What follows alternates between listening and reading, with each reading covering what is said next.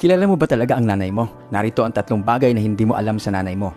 Una, ang tunay na pagod at ang paghihirap ng iyong ina. Kahit pa gaano siya kapagod, sa kabila nito, nagagawa niya pa ring humiti at magpapakita ng lakas para sa iyo. Maraming beses nang umiyak siya nang hindi mo nakikita, hindi mo nalalaman. Lalo na sa mga oras na nahihirapan siya financially, emotionally, and physically.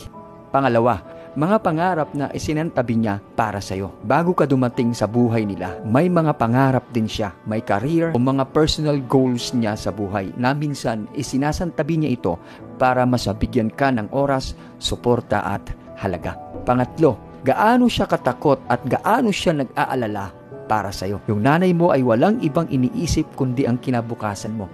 Kahit matanda ka na, palihim pa rin siyang nagdarasal para sa iyo, para sa kaligtasan at sa happiness mo. Natatakot siya sa bawat sakuna, sa bawat problema na dumating sa buhay mo. At ito ay hindi niya ipinapakita sa iyo. Alam mo, minsan yung nanay mo, nagsasawalang kibo lang yan, na kahit na nasasaktan o napapagod na sila, basta't nakikita kanilang masaya, masaya na rin sila. Kaya sa mga anak, ngayong alam mo na ang mga bagay na ito tungkol sa iyong ina, sana'y mabigyan natin sila ng karampatang pagmamahal, pagpapahalaga at pasasalamat.